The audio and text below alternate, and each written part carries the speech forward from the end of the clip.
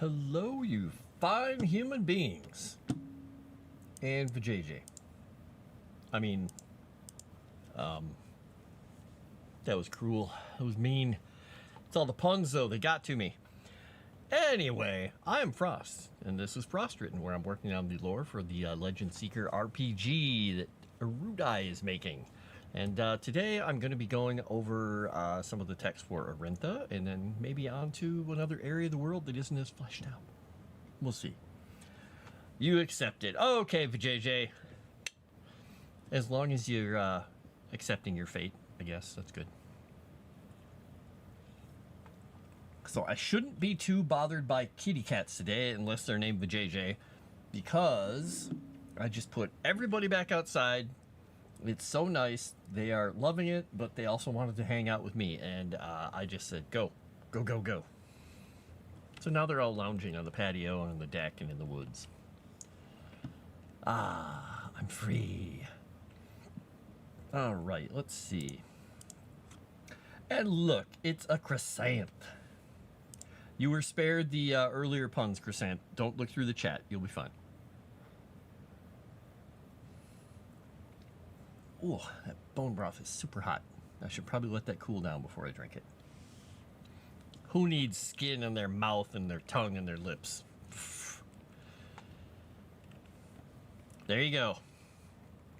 All right. Let's see. I'm into the godly court. We've gone through the first 4 gods, who were the crucial ones that built the world, with the directive from the keepers. And now we're into the godly court. And this is gods who were either birthed from unions between the first 4, directly created by their hands, or arrived in Erudia by means unknown after the formation of the world. Some of them have slightly mysterious origins. We're going through Arintha right now. And if you looked in the creature lore, you would have seen a new creature that Erudi dropped yesterday. It was called the Moon Skulls, and they are tied to Arintha. So this is fate. It is destiny. It's perfect that I'm going over this now, because she's tied to them and they're tied to her. All right. Arintha is the goddess of fate and destiny. Let's see. In her true form, she appears as a slender dragon, with scales made of crystal that shimmer and catch the light in dazzling patterns. Her eyes, deep pools of violet, hold the wisdom of ages, and a hint of mystery is yet to be revealed. She may also adopt an elven form. I'm going to put a capital on that, just for giggles. Adorned with silver flowing hair that seems to defy gravity. She can also take the form of a crystalline moth. Representation of her ability to guide souls through the darkness. Okay. I'm gonna look through that again. I was going to ask Erudi, and I'm not sure if he's here, but I'll ask him at some point if he's set on her main form being the dragon and the elven form being the second. Just curious. He's got a few different gods here and there that have forms that are dragons or people.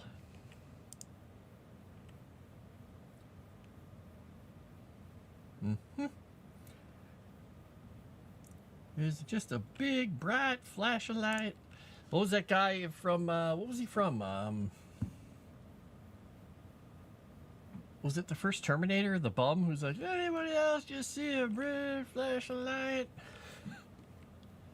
Sorry, that just popped into my head. I am a repeat offender. I have offended. I repeat, I will offend again. Or something along those lines. I get movie quotes really messed up because I don't watch them enough to memorize them, I guess. ... Let's see. The origins of Arintha can be traced back to the early days of Erudia's creation, when the gods were still shaping the world to their desires. And he doesn't say the first 4 gods.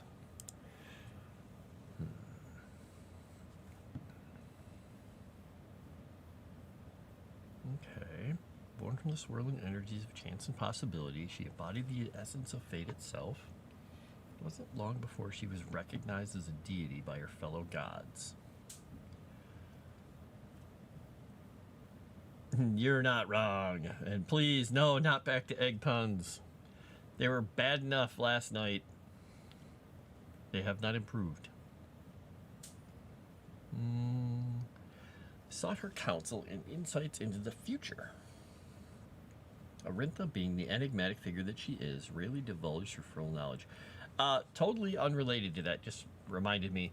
At the very beginning of the chat today, I noted that you guys commenting and liking the stream must have pushed it out to a few more people, and I think more people watched it because it got almost 4 times as many views as these normally do. So that's fantastic. So please stay and comment after the stream, and make sure you like. Otherwise, Crescent will shovel you. And it will not be pleasant.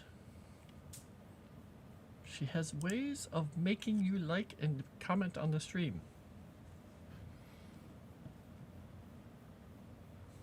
You still blame me? Hey, all I did was eat an egg. Just gonna say. I have leftovers from lunch here.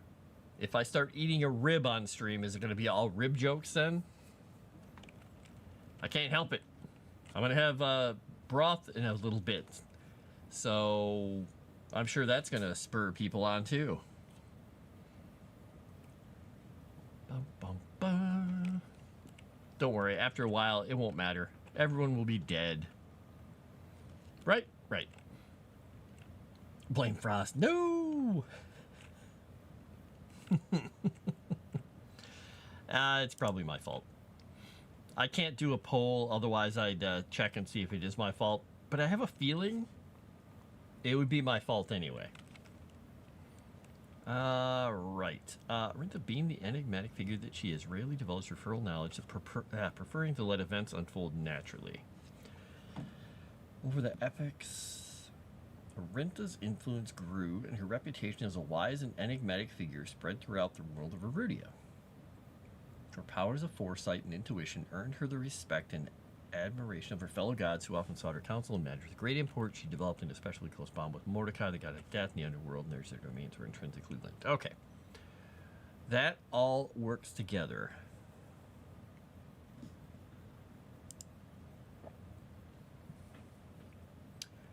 Hail, Scott. And Smooth. And Beeline named JJ. How's everybody doing? Yeah, smash the like. Smash it. Smash it all. Grind it into dust. Yep, okay.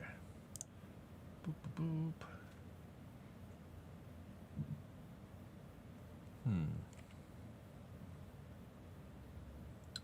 All right. And there's our load. All right. While Arintha's guidance was highly valued by many, there were those who could not fully comprehend the intricate dance of fate that she orchestrated. Grix, the fallen god of deception and trickery, was one such individual. He had once sought out Arintha's wisdom, but in his arrogance he misunderstood a prophecy she had shared with him, setting him on a path of darkness and destruction that would lead to the tragic events of the God Killer War. Not surprising, given prophecy's nature. Boom! Liking the stream. Check! Thank you, sir. Let's see. Arintha, ever watchful and aware of the delicate balance between light and darkness, continued to weave the fates of God's mortals alike, guiding them through the intricate patterns of destiny that shape the world. Okay, a couple of words there that aren't necessary that I'm going to... Well, I think they could be changed. Let's just... I'm gonna... There's a lot of adjectives in here that could be encapsulated, I think. By the way, if you hear crickly cracklies, my hydroponics over there, where I had, I was growing a little bit of spinach, the plants are all kind of starting to wilt, and I was trying to figure out why. I looked in the gallon, or the 5-gallon bucket I have, the plastic bucket that's a black bucket, so it's dark and it won't get algae growing inside. there's a hole in top for air where I have the stone going down for the aeration to keep it aerated while it pumps, so it doesn't get gross. Evidently, a whole bunch of those little Japanese beetles decided to take a suicide pact, and they've just been diving in there thinking they're going to get into warmth or water or whatever, and they started getting in there, and not only were they just getting churned up, evidently they're not good for plants, because some of my plants, now that they're all in the water, are like dying.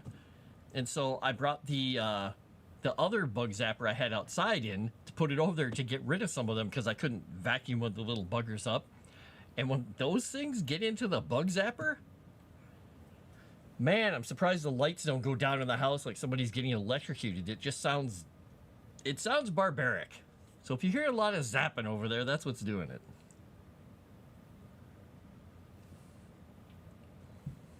Yeah, I was like, oh, well, time to empty the water out.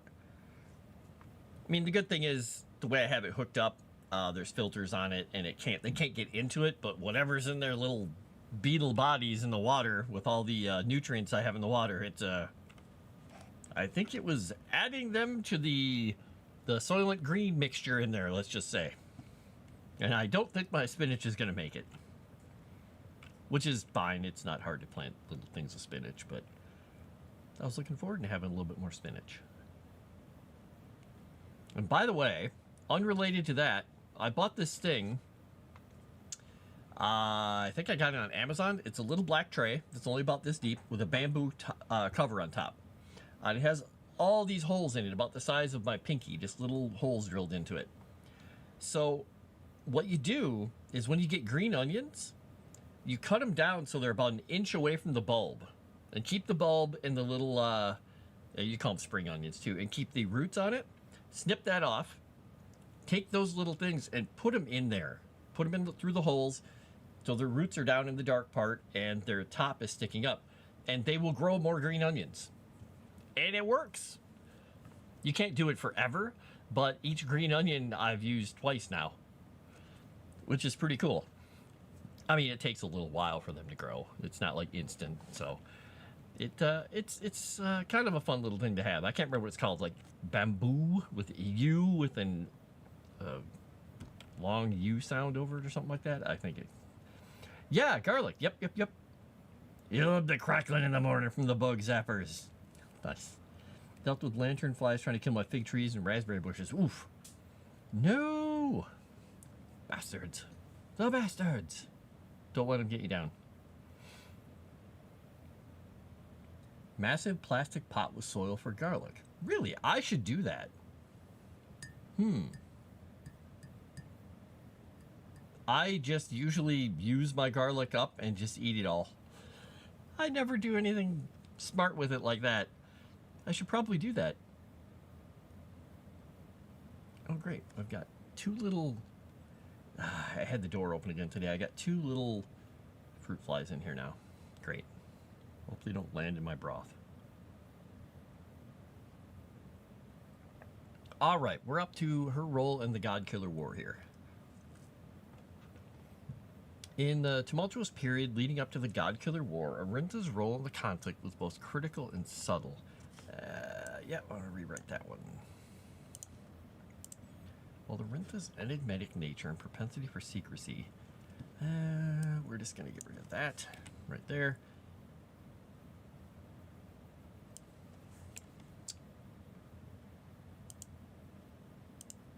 Okay, there we go. That's a much clearer sentence. Garlic? You know, vampires are actually nice, I've heard. You know what's funny is in college, I think, one of the only people in my friend group that had really long hair. I used to have hair down to like my belt, my waist. And it was very dark and very black at that point. And my friend's girlfriend and her roommate were doing a little film for their class, and they needed somebody to be the vampire. And they're like, can he be the vampire? Like, sure, I'll go do it. I don't know how to act. That's fine. It was the cheesiest, campiest thing in the world because I was a vampire who was completely inept in their story. And they unwittingly kept doing horrible things to me, like offering me pasta with garlic or garlic bread and things like that, which, I was falling downstairs to get away from them and whatnot. It was a horrible little film. I'm sure it exists somewhere. I think my friend still has the VHS tape of it. But I want to see it again because it was I can't act and it was horrible. But that was, boy, I want to say 1989, 1990. It was a while ago. I was a little younger. Yeah, and the girl who was doing the other part wasn't great at acting either, but we had to do the garlic bread thing a whole bunch of times because she was bending over the stove to get garlic bread, and I'm like sneaking up on her, and she immediately turns around. She's like, "Garlic bread?" At one point, she whipped it around so fast she hit me with all the garlic bread and everything, and I was just like, "Ah!" and shrunk away from, ran from it. I don't think that's the one they used, the take they used, but it was horrible. And her boyfriend was annoyed because he's like, "I was going to eat that bread afterwards." But it was all over the floor. College students. He probably still ate it, honestly, because it was college students. Let's see here. Okay. Witnessing the terrible consequences of Grix's action as a result of her prophecy, she sought to mitigate the damage he inflicted upon the pantheon of the mortal realm. Whew, I don't think I needed to put that much hot sauce in this broth, but I did.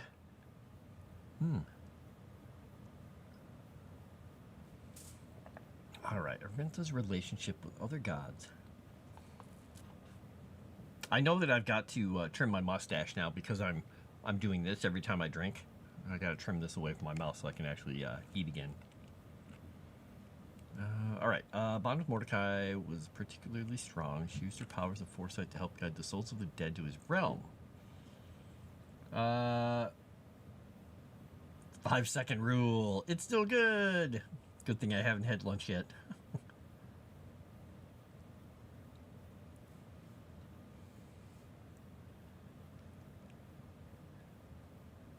Used to freeze veggies, has found that freezing peppers of any kind makes them 3 times hotter. Really?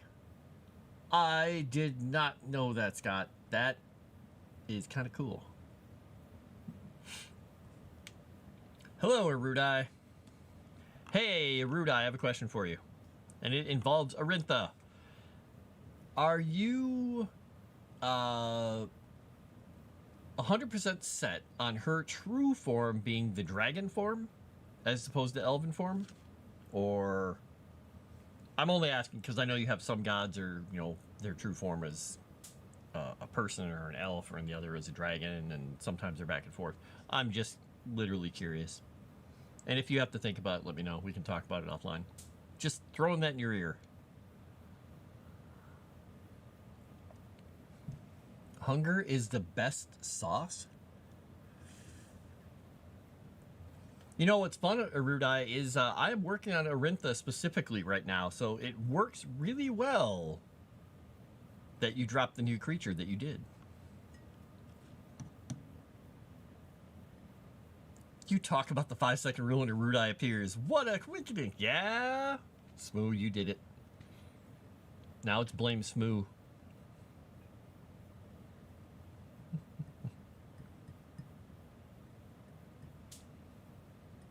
Uh-huh. Still have to read that one. Yes, Crescent, you have to read it. You must read it. So, yeah, Erudi, just, think about it. Let me know. I don't have to change anything right now. I'm just literally going through and making some notes to myself about her story. Okay. The only reason I would argue for any of that is that having some unification in the gods mainly being people and being able to take other forms makes them feel more like the keepers created them that way. But since she is one that kind of came out of fate and the keepers didn't really make her, it might make sense that she's a little different, and then the other ones that follow can like flip back and forth or whatever. So I could be also sold either way. I'm just trying to get a little thread in my mind through them. You try to read them at work, but it's been picking up and I've been busy. Yeah. Hunger makes anything tasty when starving. Current Grix being dragons is part of how I have them being somewhat close relationship at first. Exactly. Yeah, that's why I was wondering if it had to do with them being the way they were and they both liked those forms, or if it was their true form. So yeah, I think it can work because neither one of them was the original creation of the keepers. So, by the way, I had a snack after lunch because I go through my emergency food and occasionally just make things to try them because I'm like, oh, this one's approaching its sell-by date or whatever. And I made and conveniently I took the brand name off of it. I made one of those little packets here that's beef stroganoff with noodles. Just put hot water in the package and made it because I don't like this stuff to go to waste. And I had that for my snack. There's still some in there because I could not finish that entire thing after my lunch because I wanted to be awake for this stream. So I had ribs and a Frito pie and not a Sloppy Joe sandwich, which is a bun with brisket, pulled pork, pickles, barbecue sauce, and what do you call them? The crispy onions, the fried onions or whatever on a bun. I had a big lunch. And then later, hours later, I had a bunch of that. So I can eat a lot, but I don't need to eat that much. It can be sold as both of them having humanoid forms, and Grix just prefers being a dragon form. Oh, okay. Yeah, I'm gonna look through both of their settings because I want to write myself a bunch of notes and like how they appeared first, like the 4 original gods, what their original form was, and then what each one of the other gods has an original form, just so I can get it in my head in a little tree form, so I remember.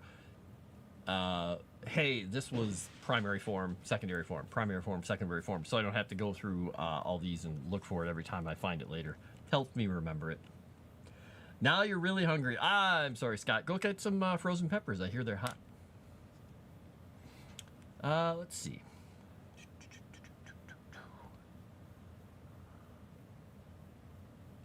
All right, her bond with Mordecai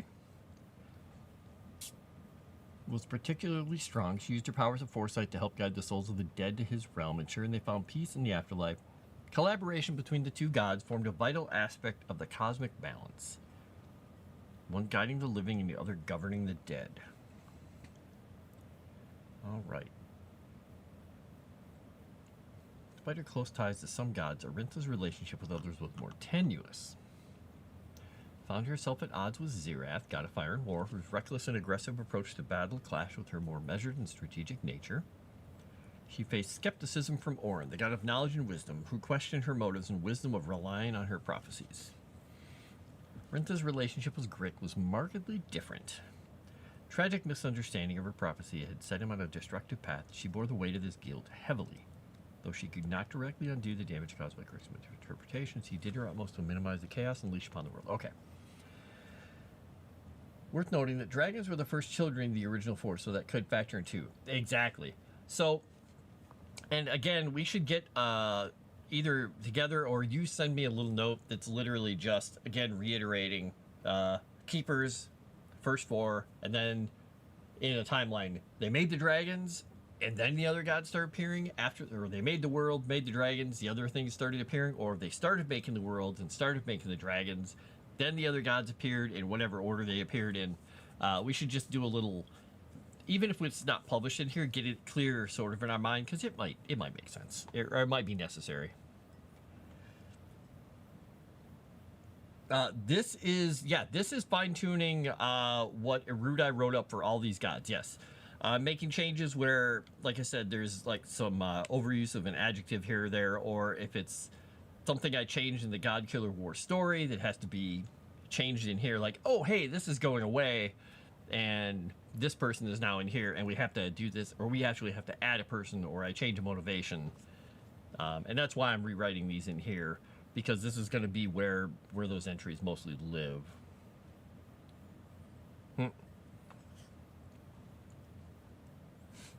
All right, Wizard, give me the recipe for the potion of slimming.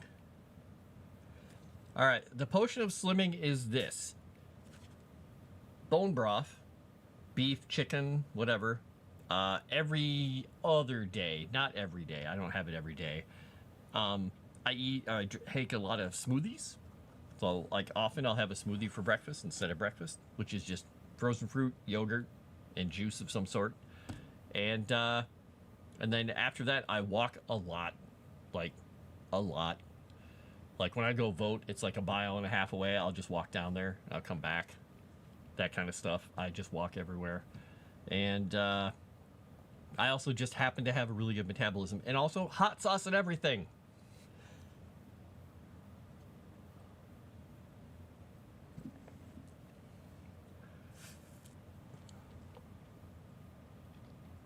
Like the idea of the dragons being older than most of the gods. Yeah, I kind of thought that would be fun. Especially some of the legendary ones. I think that could be fun. Especially if we ever have a confrontation between one of those and, like, can you imagine an ancient red dragon or the elder legendary red dragon, and Zirath is like yelling about something or getting all stompy feet, and the dragon's just like, calm down, child. And just like, ooh. The dragon just called the god of fire and war a baby. Yeah. No Eye of Newt. You can have Eye of Newt. I mean, throw it in the boon broth. The boon broth. Throw it in the bone broth.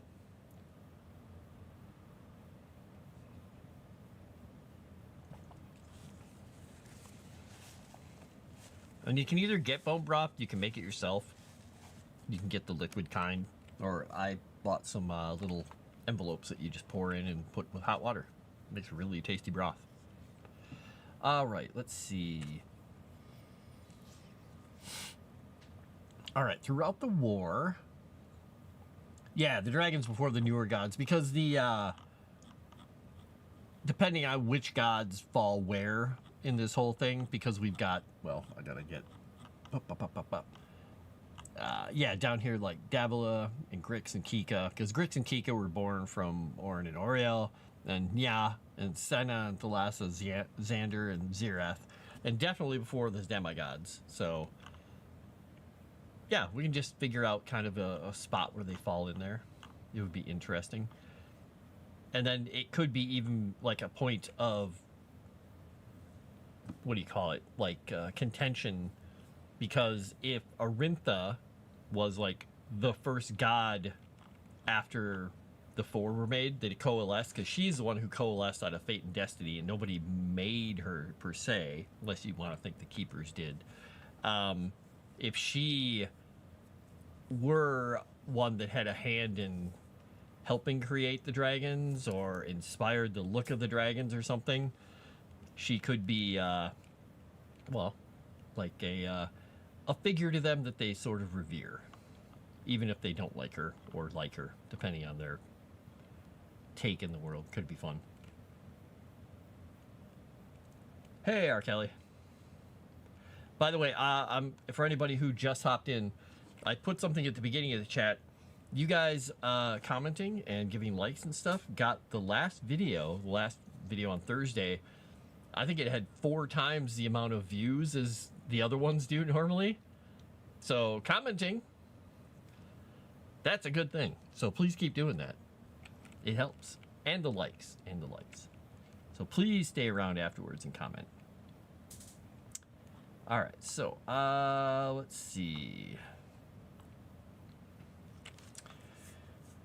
They utilized her foresight to aid their fellow gods in the battles against Grix. Yep, she provided them with crucial information about his plans and movements, allowing them to participate and counteract his actions. Okay. Yeah, because, well, you can't always count on knowing what someone with a weapon that can kill gods is going to do. There you go. I need to know what you guys like, and it's not puns.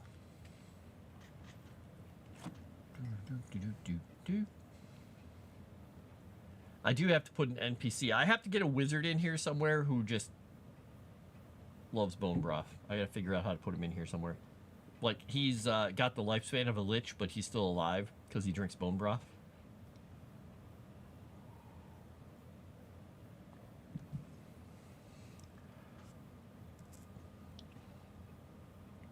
And he just, for no apparent reason, just walks around and rips his shirt off and yells, that he's casting a six-pack. Sorry, I had somebody who used to do that at one of our live action things. He was kind of a cheesy, self-centered person. But it was funny the first time he did it. Every other time after that, when he did it, not as funny. Let's see. Her bond with Mordecai, particularly strong. So, we have her using her powers of foresight to help guide the souls of the dead to his realm. And they have a close relationship. Erudi, would you be opposed or in favor of a demigod or some kind of a scion or something born of the two of them?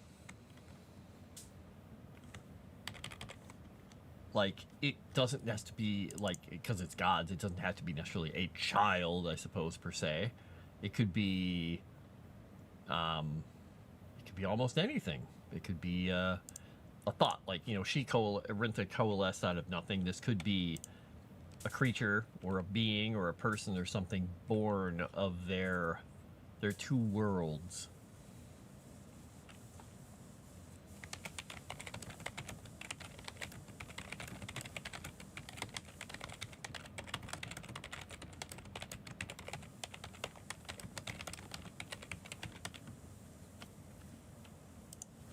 I typed in chili instead of child.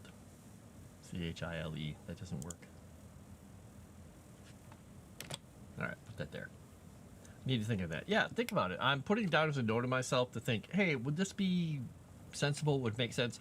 Or would it be more along the lines of, it would be something that was born of, like, it's a scion of Mordecai or something, like a psychopomp or something like that, that is just interesting and has absolutely nothing to do with Arintha. It's literally just him, or one that's literally just her. Just finding a way to see if we can get more, like, demigods or other patron creatures or things out there.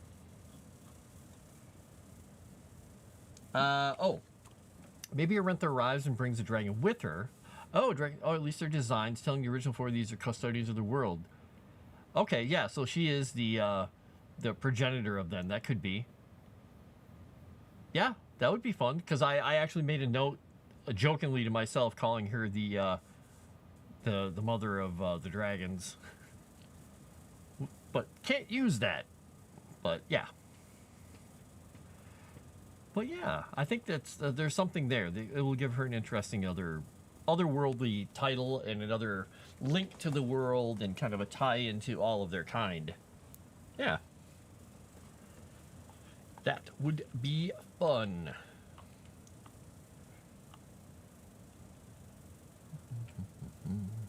So then we can have a secret group of kobolds in the world that don't worship and love the dragons as much. They love Arintha.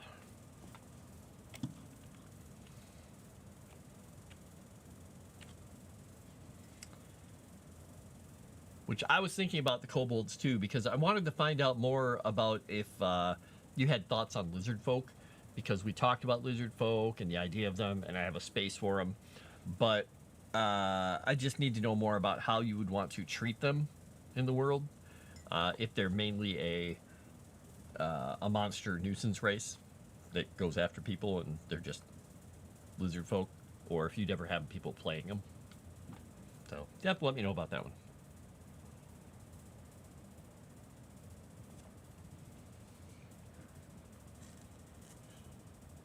Yep, the no attachment. Yeah, that totally makes sense. Yep.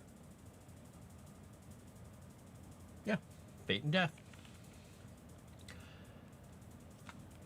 Yep, and that's why I was thinking Because, you know, the Jedi do that, the Jedi think that, but also the Jedi occasionally still can't get away from it 100% themselves. Like, even Obi-Wan kind of almost had, you know, feelings for someone in the extended universe, but then kind of was like, and that could be something that has to do with their story. But I'm thinking like deep story stuff that we'd be putting in stories and other items, or apocryphal tales, or like fables or something that would, that would be just a fun point. Because if they're ever, they would never give in to anything because they are given to their natures, but there's something there, I think. It could just stay in my mind too. It'll always be in my mind.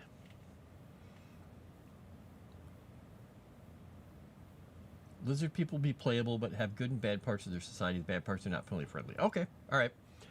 Because I did put in the little world here, as a little note to myself, this area down here, near the Elven realm, that would be predominantly the lizard folk, because they got driven out of the Soul Spires and they've just pretty much moved into the surrounding lands. Well, that'd be fun.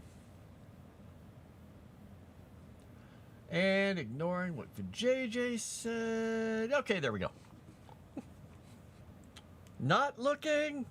La la la la. This is me not remembering what JJ just wrote. La la la la la la la. All right, where was I? Oh, navigates a tangled web of relationships among the pantheon of gods. Overseer of fate and guardian of destiny. Okay. Stands as a beacon of hope and wisdom for those who seek her guidance. All right, Erudi. Worship of Arinta transcends geographical boundaries and racial divisions.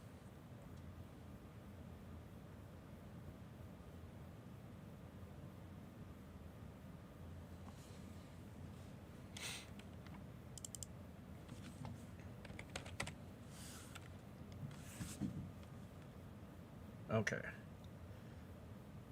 Elves, half-elves, and gnomes.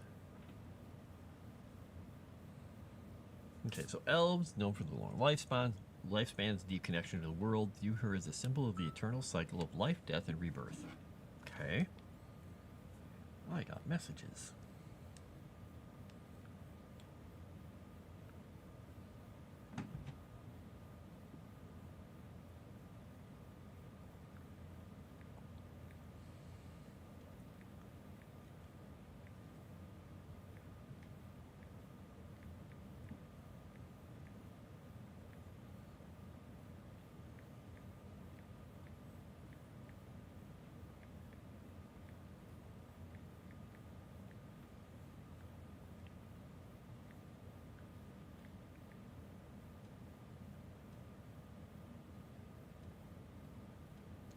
Okay.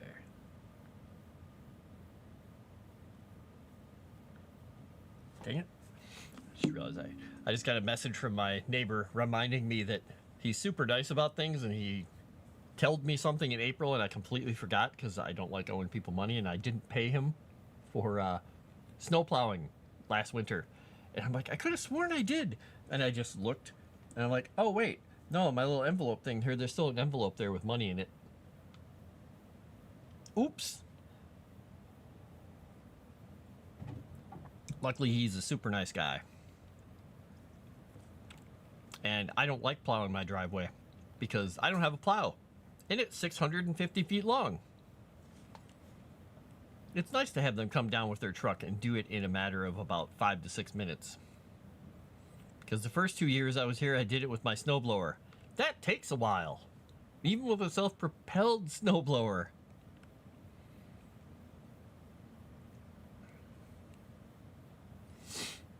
All right. Yes, it's a little tiny driveway.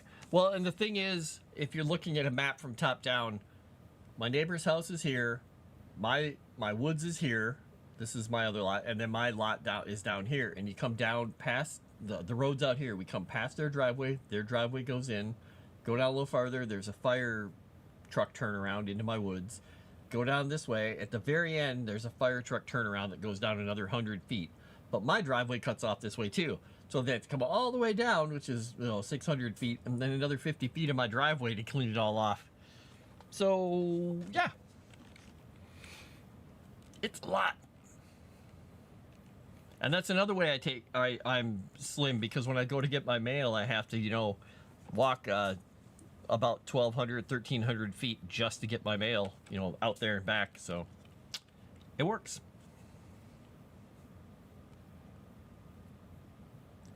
Well, my driveway is also gravel, and the road is gravel, so that's even more fun. Let's see.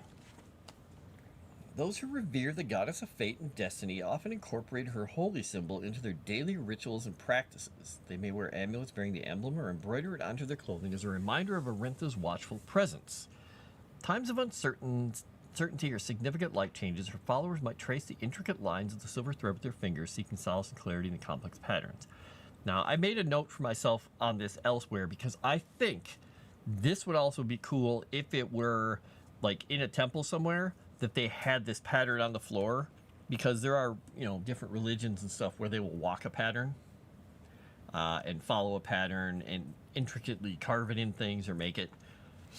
And I think that could be pretty fun.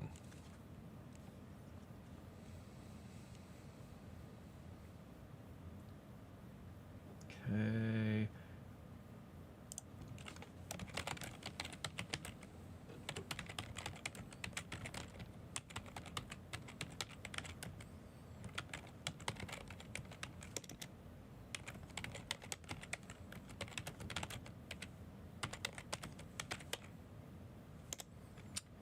Where is it?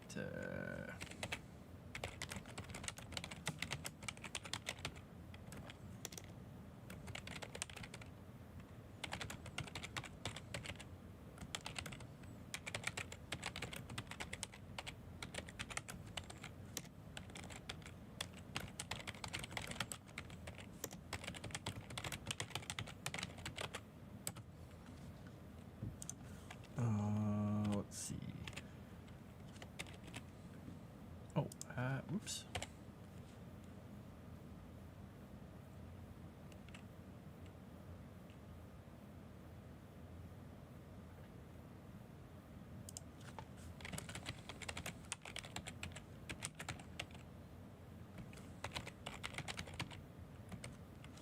More grand temples may incorporate metallic inlays of a holy symbol in their courtyard flooring on a grand scale. I don't really have to see it on a grand scale.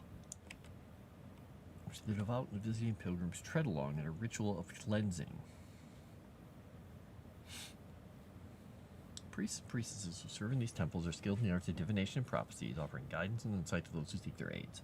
I don't even have a snowblower and I live in a corner, so it's fun when it snows. But how often does it snow, Chrysanth?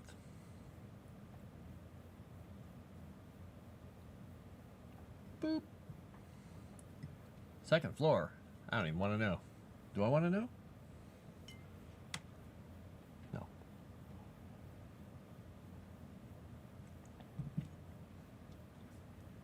I bought myself an electric snow shovel it's kind of like a little snow broom shovel thing that is portable. You just hook one of my power packs from like my drill onto it and you can do little paths, because on my back deck where the cats like to come in and out, I always have to shovel that, so I keep a snow shovel out there and one on my deck. So I have one on my patio and my deck, and this will make short work of that. I also am putting another heat track mat out there because they just love hanging out on those things. They love it. Hey, Shadow Warden. Heat track mats are so nice. I like them a lot. Except one of them kind of shorted out one of my outlets on the outside of my house, so I'm getting that replaced. It had an issue.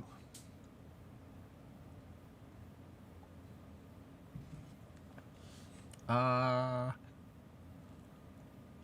right. Through their devotion to Arintha, her followers strive to find purpose and meaning in their lives, embracing their destinies while remaining ever mindful of delicate balance.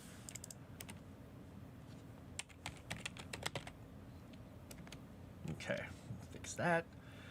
Demonstrates a steadfast commitment to maintaining the fragile equilibrium of existence.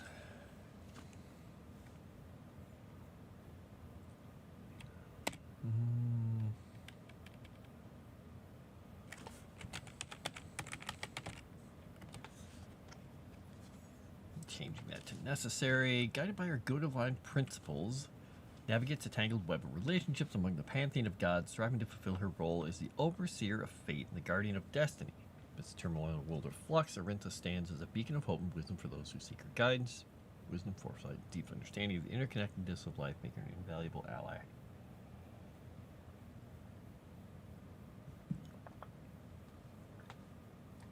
All right.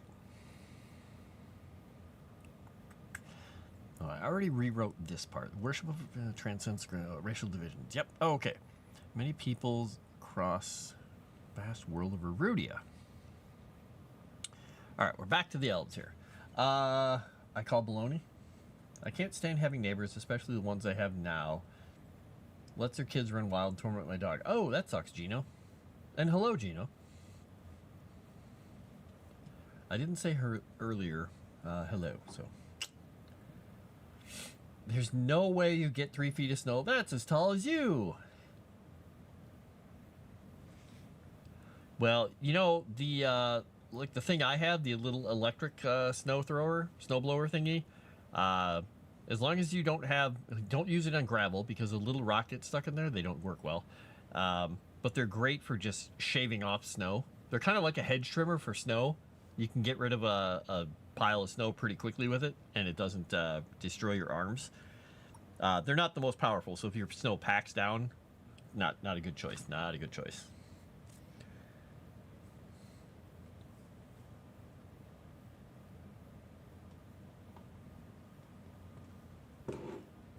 All right, I've had my hot sauce bone broth. I'm good.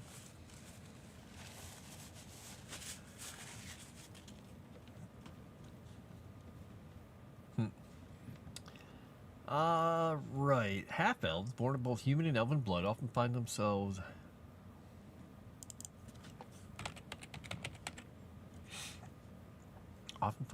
caught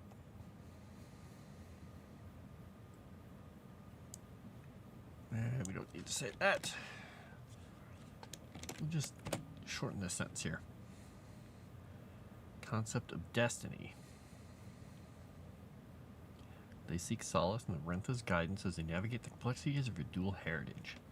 Gnomes, renowned for their inquisitive minds and affinity for arcane knowledge, revere Arinta as a source of wisdom and insight into the nature of existence itself. Okay, I'm going to highlight that because I want to come back to that. Among the various methods of worship practiced by Arinta's followers, offerings of intricately woven textiles, beautifully crafted jewelry are common. Offerings symbolize the interconnectedness of life and their delicate balance that governs all existence. Prayers to Arinta often involve the recitation of sacred verses that describe her role as the weaver of destinies and the guardian of life's delicate balance. Okay. Did that one. One ritual ceremony of the silver thread entails the creation of intricate tapestries depicting significant events in the worshipper's life. Okay, I changed that, but I mistyped something. Each silver thread woven into the fabric represents a choice, a turning point, testament to the Arinta's guiding hand. Okay, there we go. Let's see. Small shrines in their homes. Got that. Remain mindful of the ever-present influence of fate, the delicate balance that underlies all creation. We're gonna fix that. And gentle kindness. We're going to just say reverence.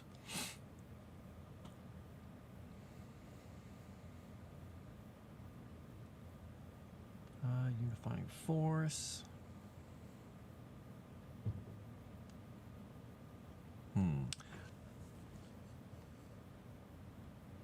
Trying to decide. I think I might want to put something.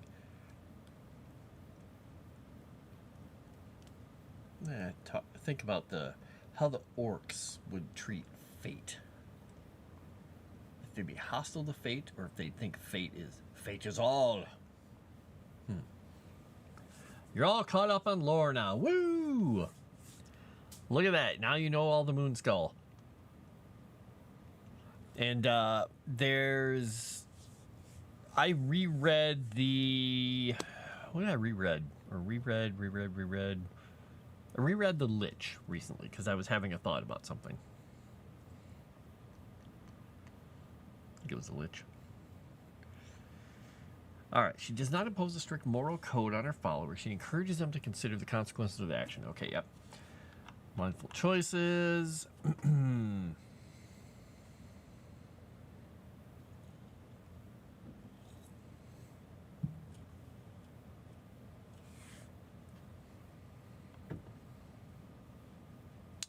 Keepers of the Silver Thread.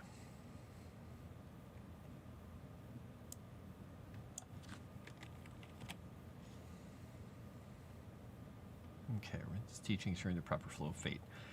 All right. One of my other neighbors caught the kids ages 4 to 5 beating on her propane tanks with baseball bats. Wow. Those kids sound amazing.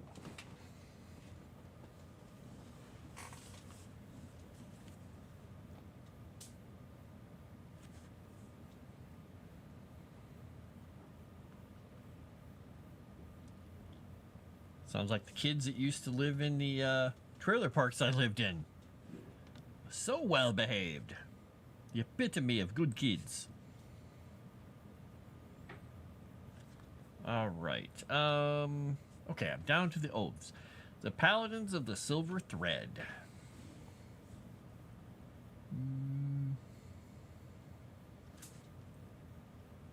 Okay, Oath of Balance. Give that a capital.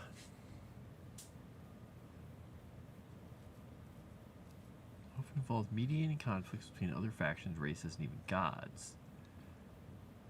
Okay.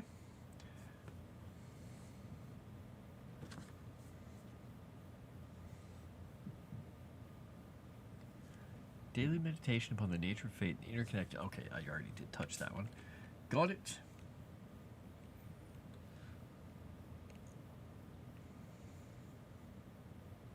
Oh my gosh, Chrysanth, I didn't know that those were... I didn't know that emoji existed. Okay. I just looked over at Kick and I saw what you did almost half an hour ago. Well, I guess that means that Noelle just, she dove right into that. She took it head on. Boom. Embrace the destiny. I like how the name of the emoji is literally calling Noelle's taken nub. Alright, respecting the choices and path they shape their lives while working to prevent any force that seeks to disrupt the natural flow of fate.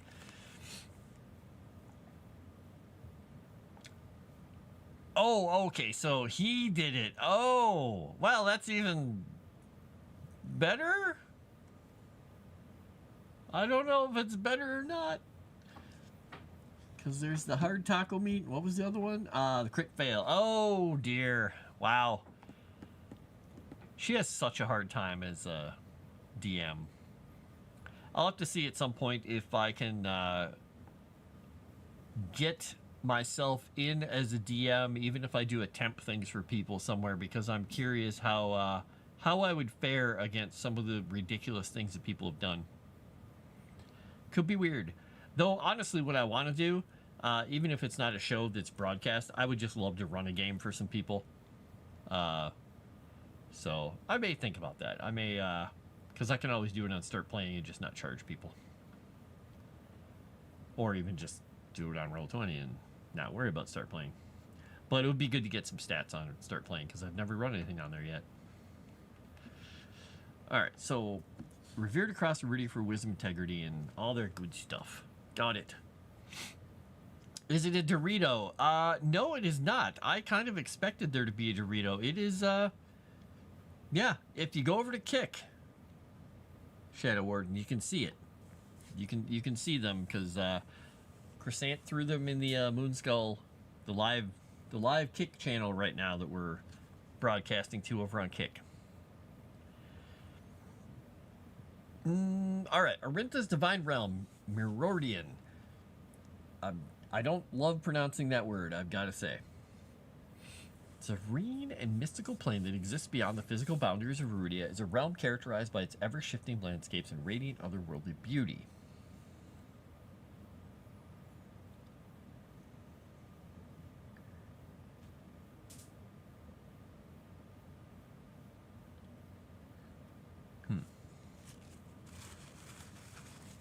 It's all right. Too much hot sauce. It's coming back to get me. There we go. And yes, I put a little bit of the bomb in my bone broth. That's why it's like, it's getting me.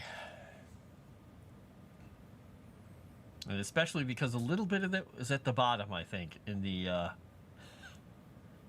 dregs of my cup. Woo!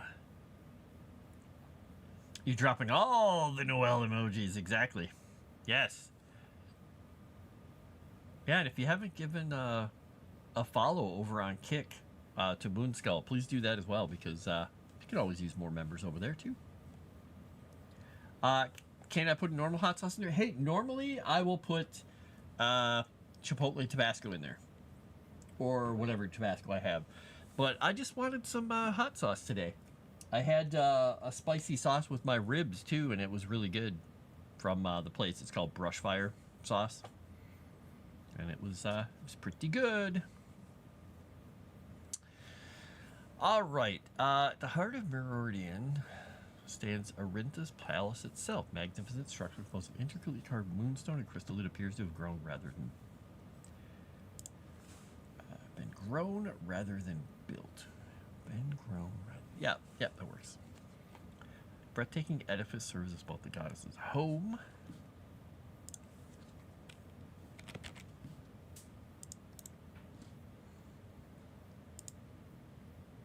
and the focal point of her power, drawing upon the energy of fate and destiny that flows through the very fabric of the plane. All right.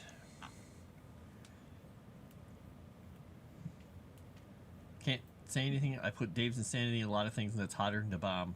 Yeah, Dave's Insanity is really good. Now, if you get the Ground Zero, that's a little different. I believe this is the one that is this the one labeled as a food additive? I don't remember which one is which. But there's the Beyond Insanity, and then there's the other one.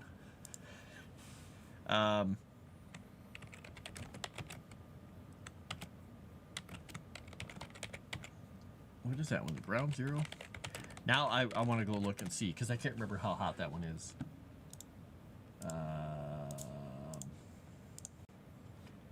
All right, so the Da Bomb Ground Zero is, it says from 250,000 to 1 million Scoville. I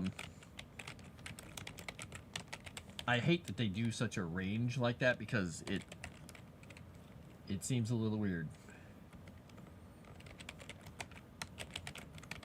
And I also need to look up that other one that I was having. All right, so why is it not telling me? It should be on this list. It's not on this list? Really? Yeah, it's got the Dave's is 180,000. So the Beyond, or the Ground Zero, is hotter. The Gourmet Ultimate Insanity is 250,000.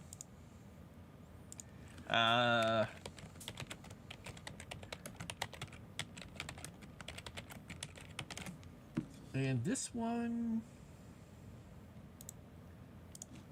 one that I use all the time, that has a lot of turmeric in it, is about 250,000 to 350,000. I think it's actually lower than that, because it's so tasty. I think it's way lower than that. I think it's around the same as Dave's. I don't think it ever hits the 350,000, quite honestly. In my opinion. Because it's just tasty. It's just got a lot of flavor to it. Yeah, Dave's has a really good flavor with seafood. You are not wrong. You are not wrong.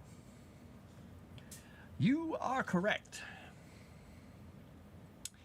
All right, so back to Merordian. Tapestry room, vast chamber within, hang countless threads of shimmering silver. I'm gonna check with them, because I'm not sure if I would call it that, but hang countless threads of shimmering silver, each representing the life of a mortal being. These threads intertwine and intersect to form a complex web that embodies them.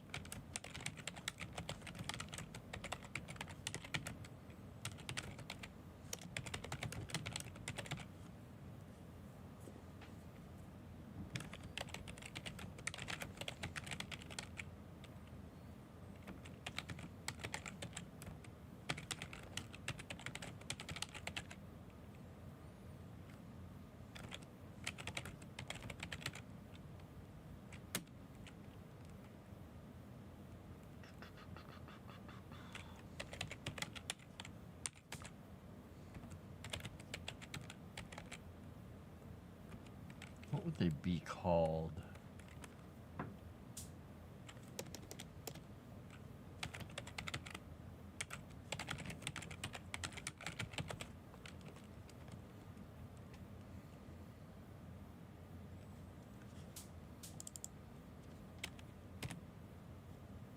We'll go with these.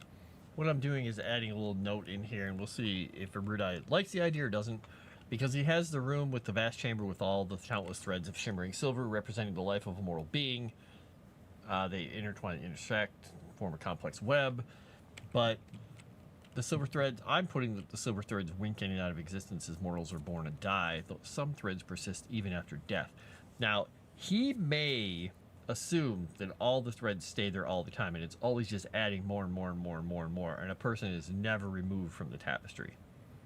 I'm putting a note in here saying that most mortals fall from the tapestry unless they've made a great impact, and then their thread will persist even after death. So we'll see how that works out. Let's see. Crescent says, or Shadow Warden says, that explains why you hate everyone. You're so attuned to the heat of the stuff you put in your food. You're just a couple inches from hell. Wow, Shadow Warden. Wow. Might be too much of a peek behind the curtain, but is there a way to tell who added what to the document? In there, that's all stuff that you guys are doing. In here, everything in this document is literally just, I'm just rewriting everything. I copy the, like these entries I'm putting over, like 90% of what's in this document I wrote, but these entries for the god, since he's already written them and they're pretty much what he wants, and they work really well, I'm bringing them over and then I'm doing little additions. Now, I could track changes in the document. I don't think I have changes tracking. Let me look.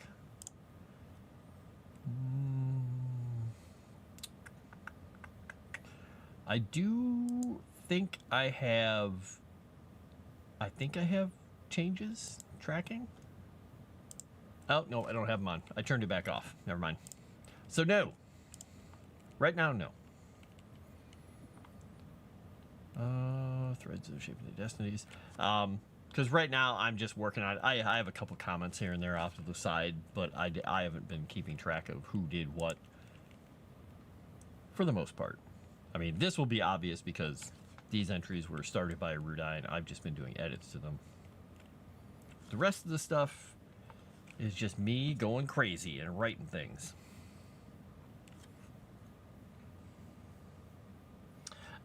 This document is I have locally, and then I will just send it off to him, the latest version.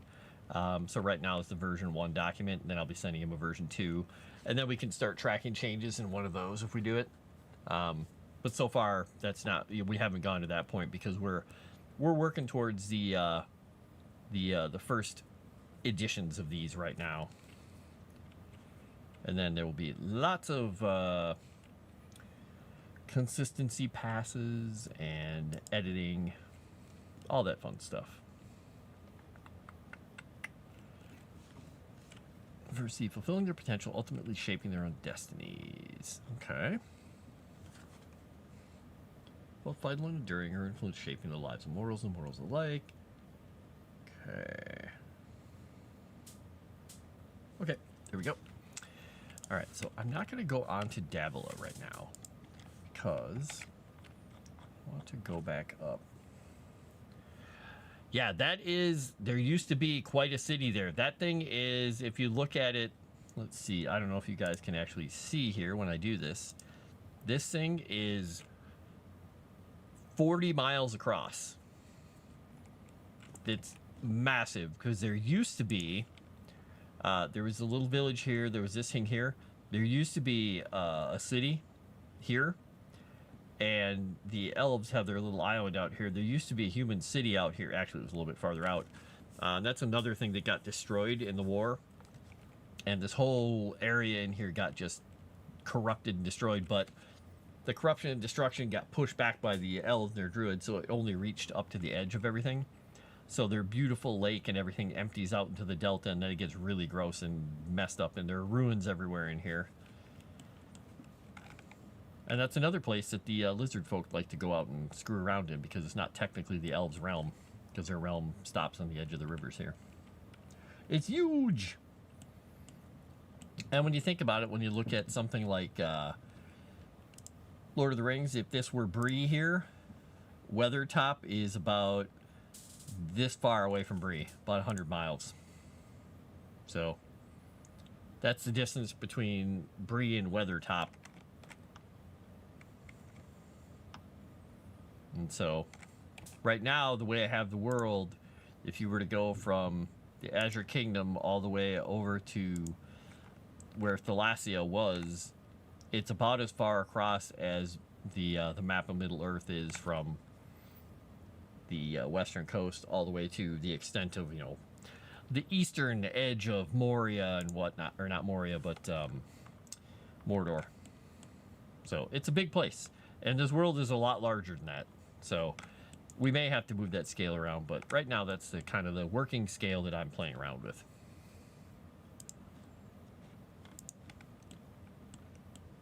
And at the widest, like the English Channel is, I think,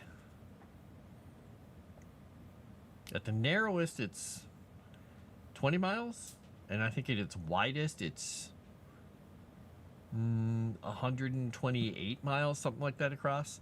So this is comparable to like the English Channel here. Not quite. It's close. I mean, this area is much longer. This area is a little bit closer. So this strait is an important area.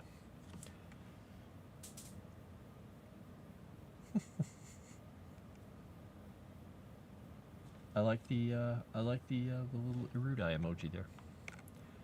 Eldwin, the poor little village that was destroyed horribly.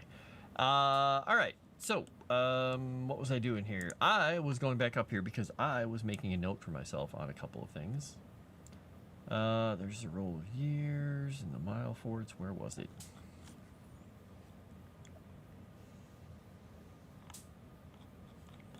There's something I was... Okay, this is the entire God Killer War story. So we've got output. Yeah, that was my slight rewriting of the God Killer War, which I think turned out pretty well. All right, here we go. Port Castra.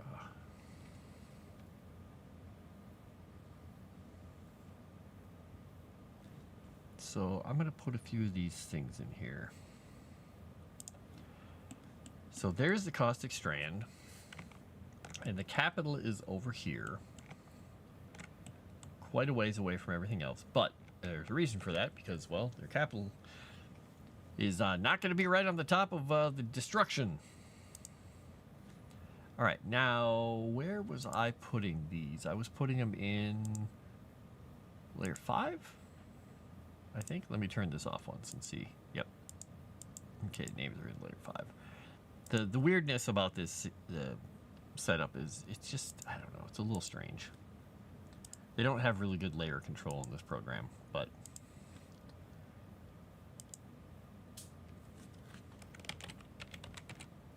oop, how would I type that correctly? And this is going to get smaller. We're going to make it a lot smaller. And now I could use the, should I put the, I could put the more Romanesque title.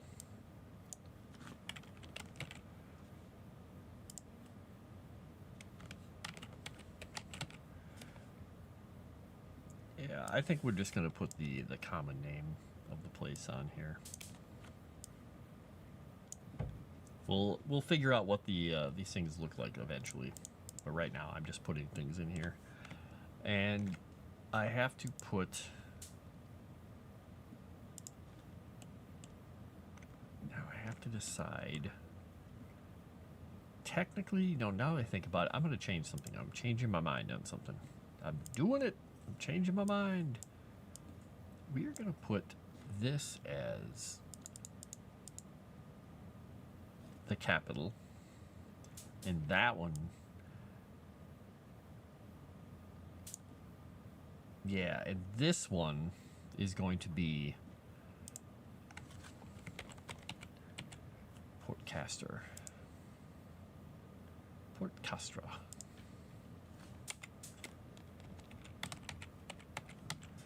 Because that is the largest city, and A4 is the capital, but not the largest city. All right. Because this has its whole bay and port and everything here, and it's on the main road. This place is more of the destroyed. This is a little more up in the hills, and this is the where the old port used to be. And it still has control of the area. It's just not as in good a shape as it used to be at all. Everything should be 36 miles apart from one another.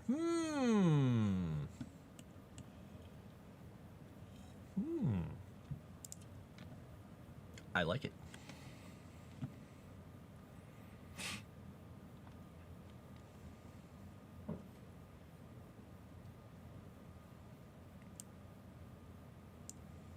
All right. And I did come up with a name.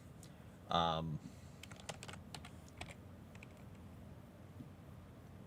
Xander's. I'm using Ari and Ara. But, or Asa. I'm trying to decide if I like the names enough. I do like them because they mean the lion and the healer, respectively.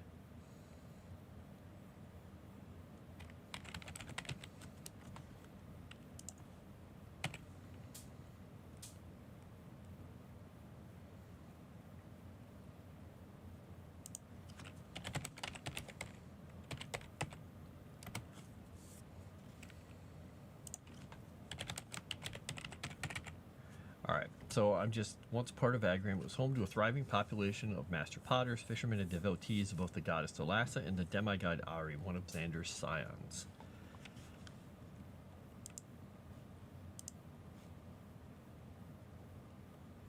Because then he is literally the lion of justice, the child of Xander, who is the god of light and truth and justice in the American way, not the American way.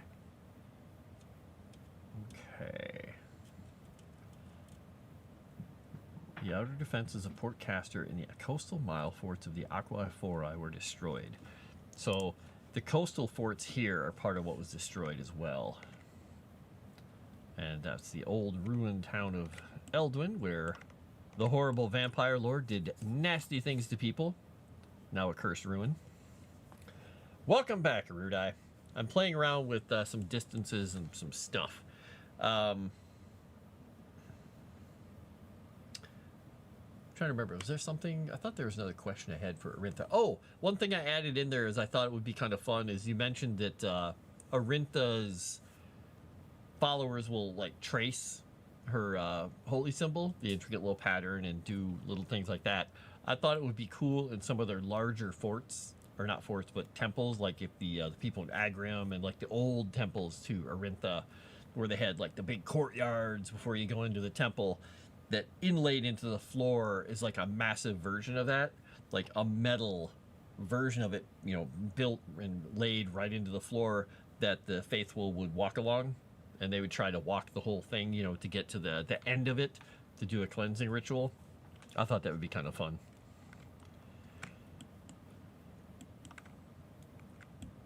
Would be an interesting thing to do. All right, Port Castra, or Port Castra. Oh, excellent. Cool.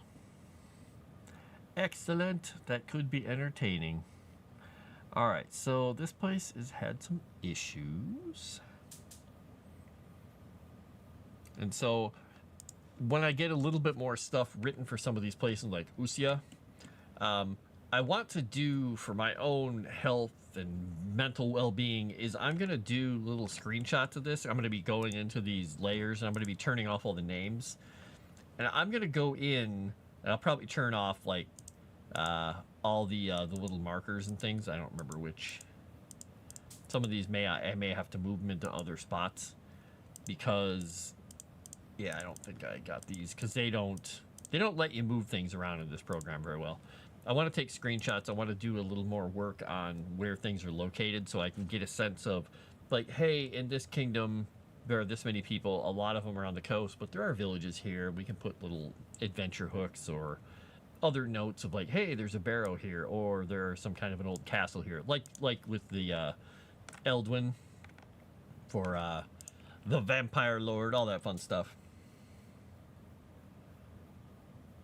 Yeah, if you want to hop on in here, we can chat. Throw my desktop audio on. Let me get myself down to the voice chat. Boom. Yeah, and if I don't have a whole lot to specifically ask you, but if you want to talk about stuff, or if you want to talk about the fun of the Moonskull creature, do it. Hello. Hi, you seem a little low to me. Let me see if I can turn you up. A little low? I have you at 170%, though. I think I have an answer for this. He's going to blow us out of the water. Am I still low? Yeah. Oh. Maybe I don't have an answer for this. I mean, I can kick up my settings here. Let me kick you to 200%. Weird. Why am I low? I don't know. It's weird. I have you at 200%, and I also have my Rodecaster just cranked up. Man, I swear I don't change anything. I log in, I log out, I go to sleep, I wake up, and the next day things aren't the same. I don't know, man. Is your setting in Windows any different? Because mine changes daily. My sound volume from my microphone, it just tanks it no matter what I do. I changed my Discord output to max. That didn't seem to help jack shit. Yeah, my Windows sound output for my microphone just says, oh, I'm going to set it to like 30. Weird.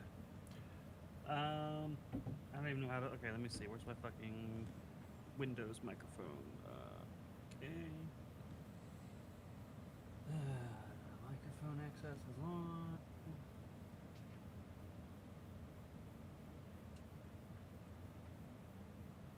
I don't even have a volume slider for that shit. I just have let's see. Are you on your PC? Yeah. So normally what I do is I just go click on the speaker icon down next to the date and time. Yeah. And then click on the sound settings, and it brings up my the gear, and it takes me to my settings for the computer. And I go to system, then sound, and scroll down to my microphone input. That's at 100%, so that I can't go any higher than that. What? And it's using the right microphone in there? Yeah.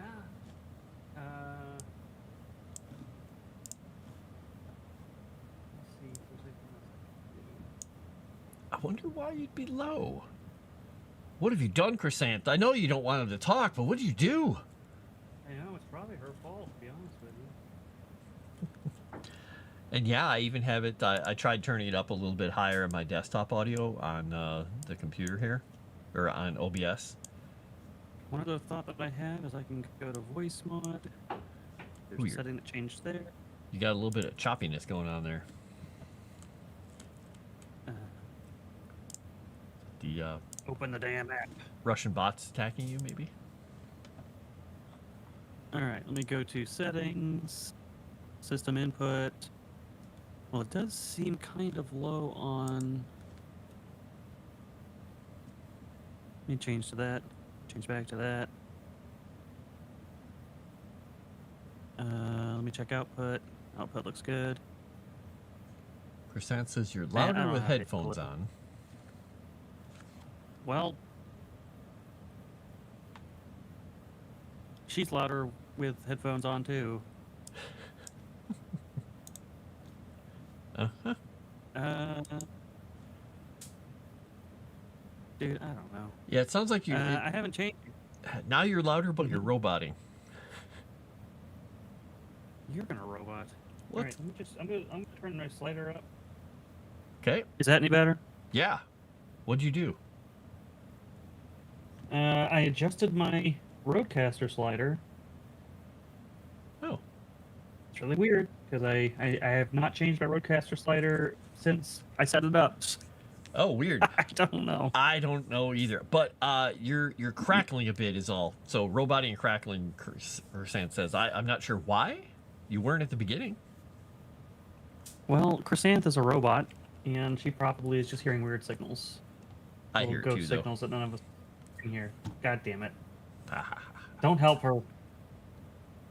I don't know. Am I still roboting? Nope. I closed everything that I opened. Okay. Nope. Good. Whatever that was, something was killing your machine. So you sound better. Chrysanth says she Sweet. thought she was a smelly plant. You are a smelly plant, but you're like cybernetically grown. That's my theory. She's a cyber plant. Wow. Yeah. Yeah. That smells. That smells. Hey, that's just part of the communication apparatus, right? Right. Exactly. She's a mum. She's a chrysanthemum. JJ says, "Aren't you IT?" Gee, sad. Listen, I am IT, and I can fix just about anything, but I can't fix ghost gremlins. That is something that no IT professional alive can fix, sadly. Worst things in the world. So, Damn gremlin. yeah, I like the idea that we were talking about earlier about the dragons being kind of brought to the drawing board by Arintha. I think that could be fun. Either coming with her or, like you said, from the drawing board. That could be entertaining. I think it could be an interesting story thread, too, since Arintha wasn't really born of any two gods or manifested or created. She just kind of was born of fate and destiny. That's how it's written. Mm-hmm. That the four gods don't really have an answer for where she even came from. Yeah. They assume maybe the keepers, maybe it's something they did in the process of trying to create and finish up Erudia.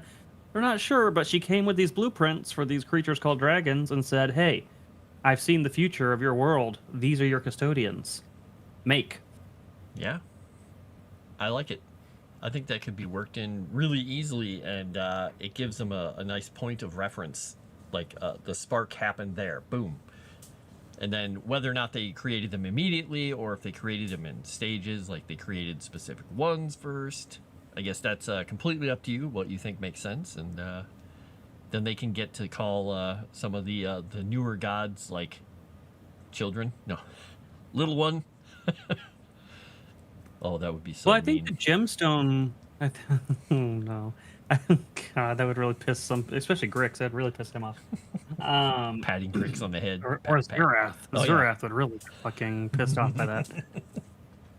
I think maybe the gemstone dragons would be so each god, including Orinthia, made their own gemstone dragon. There you go. And then Topaz went extinct, and I think Topaz would probably be Orinthia's. But so those, that would explain why there's that number of those, and then the other gods took hand in creating the follow-on dragons of the metallic and colored variety. Right. Which is why they're completely inferior. Or yeah. Yeah, That'll exactly. start some fights. Okay. I think that's cool. Yeah, having the Topaz dragons be hers and be extinct is pretty tragic but cool. I like that. Okay. That's pretty fun. Now, with the Moonskull thing that you just wrote, I know that Chrysanth just caught up on the lore. She's all caught up on lore. And that means that they would be in Mirordian, is how I'm pronouncing her realm. I could be wrong of how that's pronounced. But then they show up across the world, as port events and whatnot. I think that's pretty cool. And the fact that they are ethereal and can change gravity and do all that kind of fun stuff, I think that's going to be it'll be kind of creepy to see one. But like, is this a good omen or a bad omen? Yeah, and it's hard to say. And then they're not, they're lawful good creatures, so they don't They don't create the bad news. They're just there to deliver it, Yep. if it is bad. Yeah, if it is, or just at least to see like, hey, something is happening, and people are like, oh no, like, do we? Is this a Vesuvius thing? Should we all run? What's about to happen? I mean, the curious, like you had mentioned in there, would be like, oh, let's see. I want to see what's going to happen. But some people might just be like, nope, I'm out. I'm gone. I suppose that would be for an Erinthian worshiper. That would be an amazing thing to see, though. Oh yeah, and there's they're enigmas in their own right. So I'm sure there's probably a lot of studies about them, trying to understand them. If there's any way to predict when they're coming, that sort of stuff. Right, right. But nobody's ever wrong. It's the doomsday clock over and over again. Exactly. Or sorry, nobody's ever right. Excuse me. I knew what you meant. I heard your words and immediately flipped them for whatever reason in my head. So, real quick question about Arinthia and I guess in general is I know you said no thing like an oracle at launch, but if it was a class later on, would they be tied to pretty much any god? Because would they be following the kind of idea that people do in role-playing games a lot where an oracle is just like all the gods? Or do you think an oracle could be like a totally different version of something like a cleric? Yeah, so my intentions, I haven't really got this far in designing an Oracle class, but when it comes about, the core classes that exist, I think, are, in my mind, always going to be the core classes that exist. Mhm. New classes that come forth later are going to be the advanced classes, so things you can build into. Oh, okay, cool. So more than likely, Oracle would be an advanced prestige type class where you multi-class a little bit, pick the right skills, and then you can specialize into this advanced class that has things that are hardline geared towards divination and seeing the future and all of that stuff. Okay, cool. Well, that makes sense. And that would be, it'd be pretty fun. Okay. Then one of the things I was going to ask you too about is Thalassia, the kingdom that was kind of destroyed in the God Killer War. Does any remnant? Because I don't have any remnants of the cities, on the map and stuff right now, but I have the places where I can't put them. Like I know the main part of it was destroyed and swamped, and Grix wiped it out. And there are rumors in other or the places nearby. They're like, oh, those people, they came from Thalassia. Like at the end of the God Killer War, they fled the ruins, and they have Thalassian blood and this and that.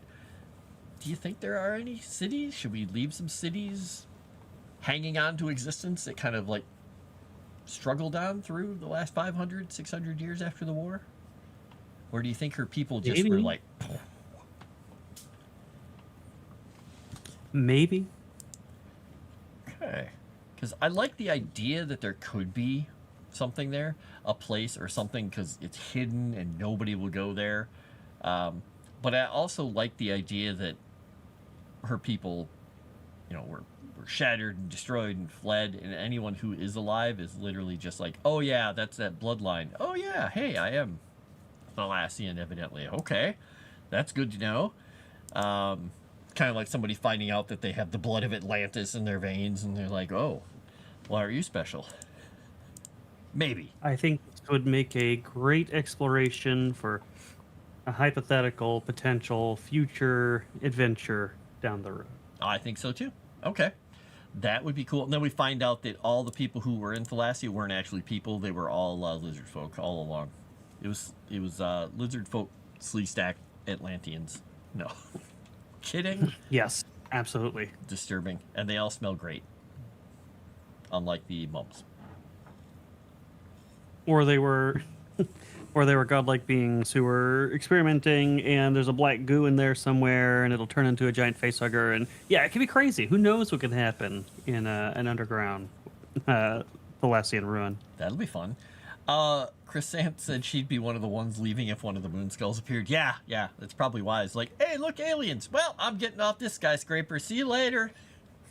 And other people are holding up their signs, welcome, aliens, until the blast levels the building. And Chrysanthus just So here's walking the away. thing.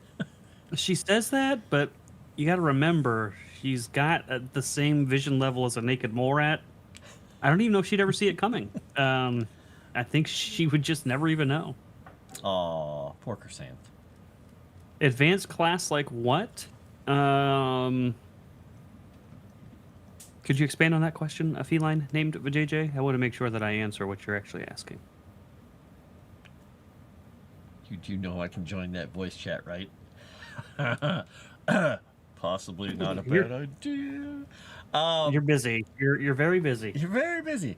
While he's reframing his question, the jungles where the velociraptors and the xanathan stuff, do you think that that is a place that is still? Do we want to put that in here? As like, hey, this is a place you can go visit now. Should I No, should I you be can. doing an Yeah, entry for it in the yeah. building? That's a place you can absolutely visit All for right, sure. excellent.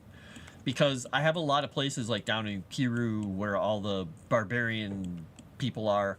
There's a whole host of places it could be, but we've also got all this ocean and stuff too. So it could be the Lost Jungle is another island, kind of like the Umbral Atoll that I had.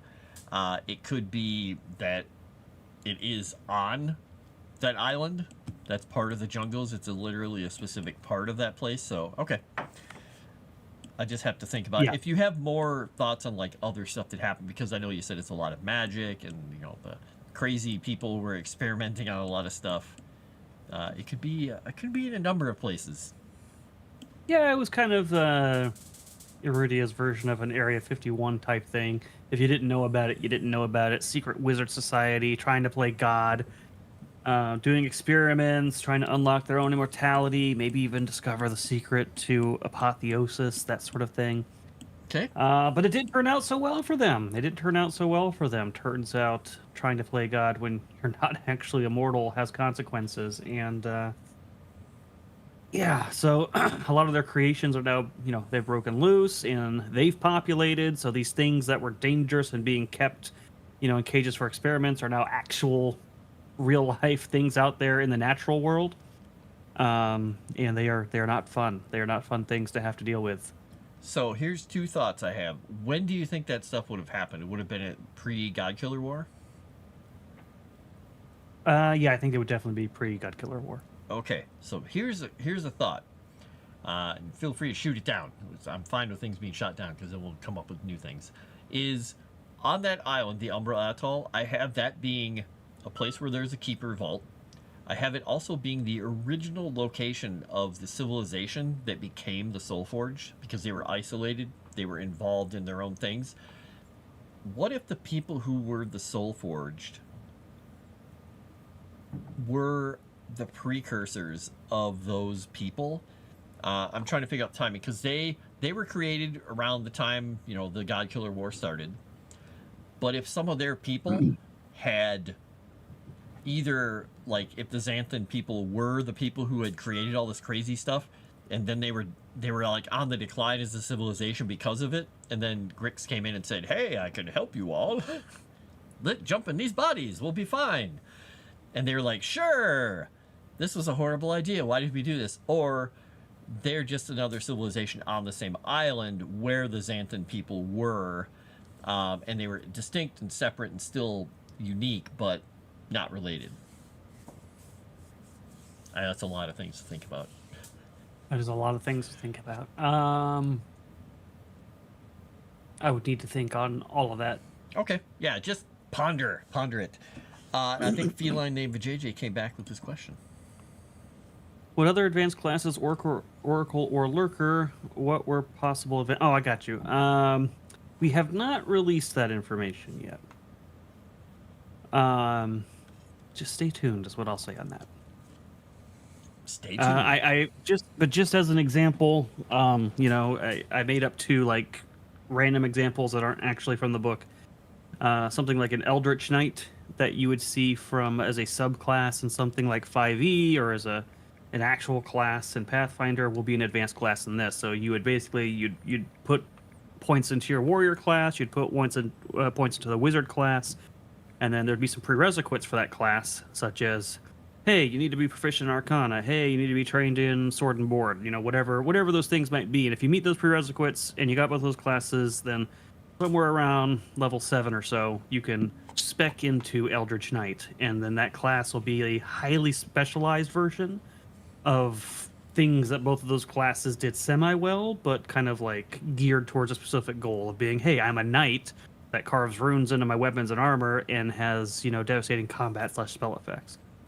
Um, Something like that, or something like a bounty hunter. Maybe it'd be like a rogue and ranger combination, where when you check the right boxes, now you've got you're skilled at tracking specific individuals, getting bonuses on your quarry and combat, collecting bounties, things like that. So those are what those advanced classes will be like, but we have not announced what they are.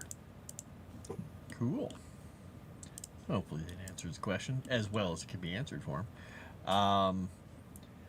Do you have any other questions for me? I know I sent you some the basic write-ups of the idea of some of those legendary classes, and I don't know if there's more of them. If you want me to go back to the drawing board on some of them, you'll just have to let me know.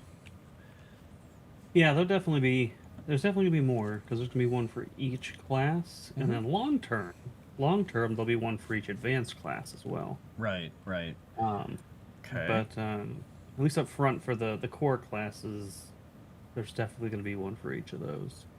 Okay, cool. Yeah, just let me know if there's if any of them are far off the mark, interesting, cool.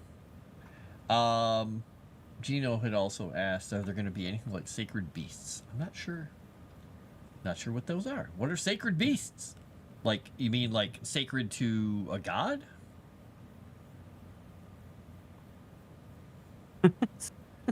Yeah, I don't know what that means. Your explanation went over my head because I can't read, so playing tabletop's out of the question, but I don't understand a feline named of a JJ. I do not understand. I think he's pretending that since he's a cat, he can't do it. I don't know. I guess that makes sense in some way. Because he seems quite learned to me. I'm going to pull up my document. Well, go ahead.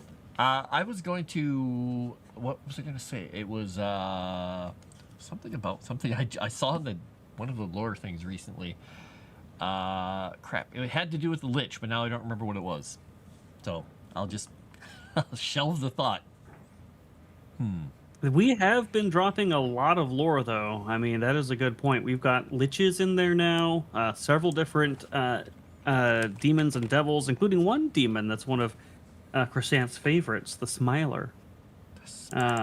We added vampire lore, and then we actually added our first legendary character that's not like a player class, so like an actual NPC that's in the lore, a villain, who I think you guys will find very interesting, a vampire lord. And we're adding more 3 times a week, Monday, Wednesdays, Fridays. So if you are not already over in the Moonskull Discord and subscribed, you should be. You should be, because you get to read all this stuff. You also get to get feedback on it. So if something doesn't make any sense, right? If I say something in one lore piece that contradicts something in another, you can be like, hey, Bonehead, hello, McFly. And we'll go take a look and be like, oh, you're right. We're going to have to adjust this somehow. Your feedback is vital for that sort of stuff. And we do read what you guys say, because as much as this is, a game for me and my universe and Frost's universe, this is ultimately a game for you guys. It's not going to do much if you guys don't want to play it. So your guys' feedback is actually huge, and we would love to have more of it. Definitely. And like I mentioned to everybody, having all those comments last time was nice, because the stream from Thursday got I think it was 4 times as many views as the ones before. Yeah, it was a big spike. It's like, hey, comments help a lot. I love it. It makes a huge... When we did that little drive for comments, that's when suddenly Moonskull began to grow. That's when we got our spike, so... Yep. It makes a big difference. I make sure now to every stream that I go to, I'm like, okay, I'm going to hang out. I'm gonna stare at it and keep refreshing until it shows up. It's annoying, but I do it. There are some. So let's see. So for the things you've sent me so far, I know we've got the witch, um, legendary character. Yep. We've got the rogue legendary character, and we've got Yep. the paladin. Uh, there's one more. What was the fourth one I again? should have gotten the ranger recently. Okay, so the ranger. All right. Yep. And the other ones that So I'd sent you earlier were the druid and the oh, I didn't send you the fighter. got it. Got it. All right. I was So working of on a the things cleric that are still. left, I did want to throw a few things your way. Okay. Um, so for the cleric, we decided on Senna, yeah? I think so, because the one I started writing was originally a cleric of Xander, but I literally only did one paragraph on her. So she could just as easily become the cleric or cleric of Senna, because I couldn't remember. oh wait, You made this somebody was in a the totally different story. cleric. Never mind. Yes, the cleric of Senna is the main guy that I wrote up in the Godkiller War. This other cleric was the one I was trying to figure out if I could get her into a different class. That's right. I even have it noted in my document. I was like, what other class would work for her? So I was like trying to figure out if there was something we could do that would be a class that would work with Davila or Xander, but I haven't found one yet, because we've already got all these There's other not a ones lot. covered. Yeah, there's not a lot of them that are strictly religious. You mostly just got those two. Yeah. So I guess then this So cleric would have to become the cleric of Senna, kind of, that I wrote up, the young Potter who became the cleric. perfect. Okay. So some classes, if you want to take a note on this real quick, Yeah. Let me do that I this. had some thoughts for. Get rid of my document here. Boom. All right. Barbarian. Okay. I really wanted to have a lizard folk in that. Oh, that would be cool. Um,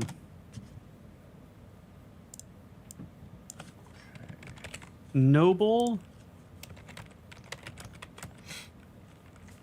Do you You care could about the potentially race? do.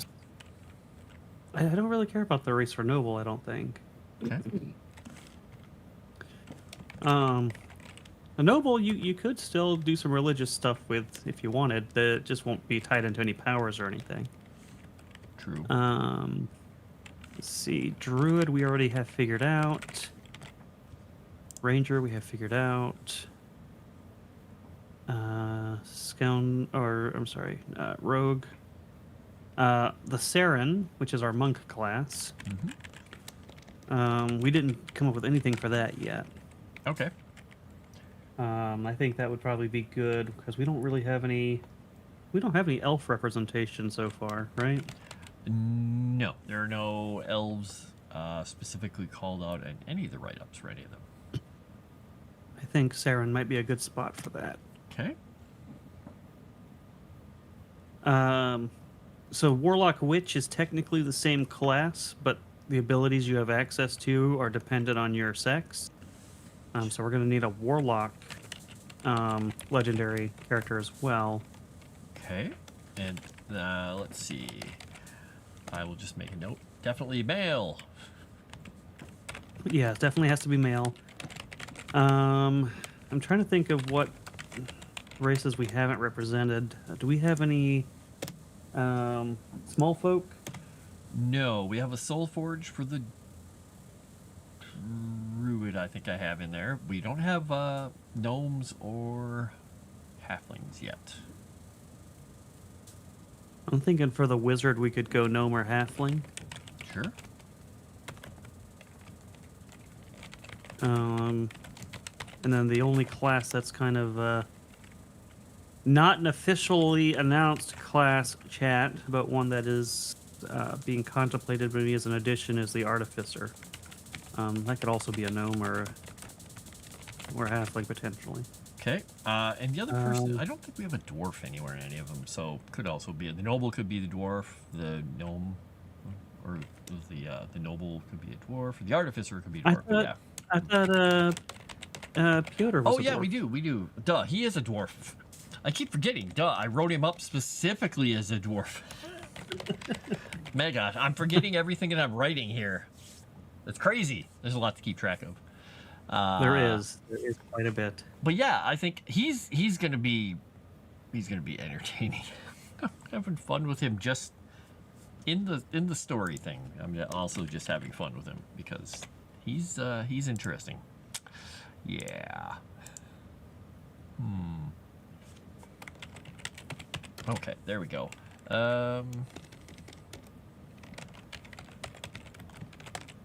I think I'm gonna take the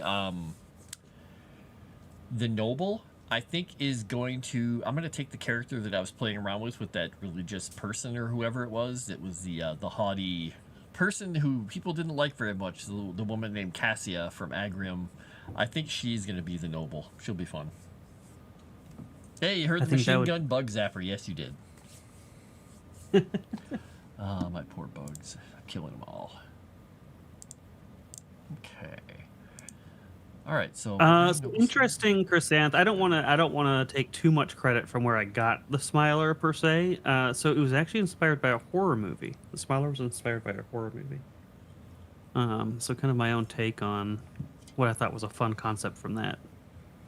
But I wasn't smoking, okay? I was maybe having some whiskey and watching a scary movie and was like, this would be a really cool idea for a demon if I expanded it. Yep.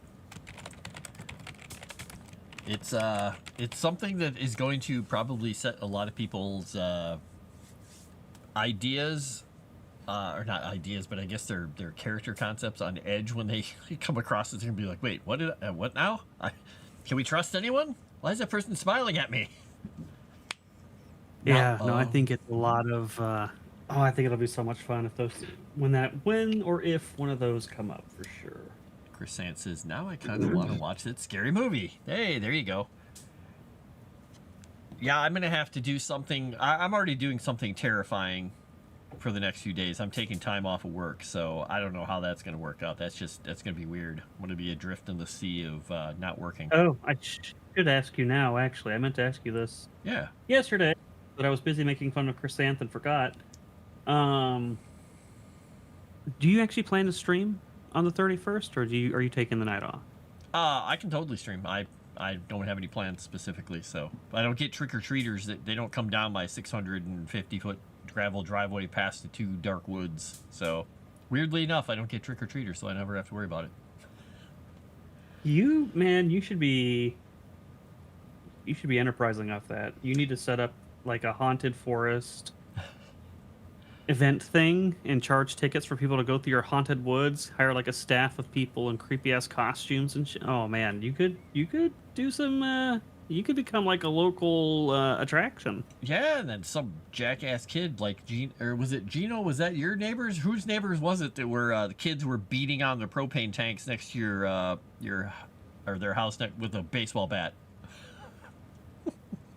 I don't want that kind of stuff. That'd be scary. But yeah, the woods would be terrifying for them. I think it'd be fun, but it would be work. I'd have to do work. Yeah, it's true.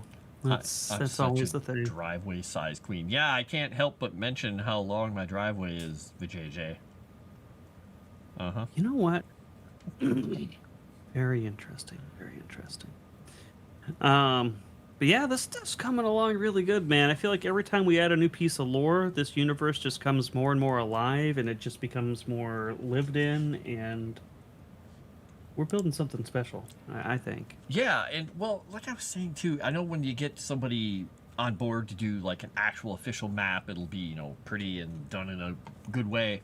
I'm trying to go through here now and do what I do for like role-playing games when I'm like, okay, we've got a kingdom that has this, and I put a couple cities here. I'm like, got to come up with a name, like maybe a couple of little things off to the side, or like here's where something scary is, or like, oh, there's caves up here on the map, and people might be like, that cave doesn't have a name on it. What's that? That's part of my adventure.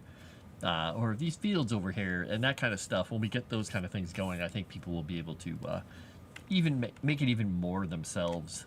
Or their own world and adventure. I just love it when people take stuff like that and run with it. Give them a good framework and let them go. Yeah, and that's kind of the angle I'm taking with this bestiary. Putting interesting things that are so interesting in their own right that it, inspires whole adventures or concepts in somebody's brain. That's my goal. Yeah, So yeah, and I think it's going to.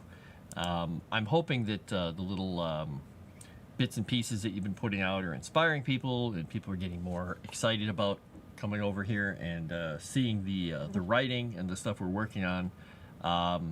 I mean, I wish I could show everybody everything that we're working on all the time, and so you could see all the words and everything. But it just, yeah, that's not how it works. So it's not quite how it works. Yeah. I'm happy they're coming along for this part. I Me like too. it. Me too. People seem to enjoy it. But I was going to ask you, do you know how Effie's doing? Baby and her doing well? Everything going along? She is doing well. Yeah, Good.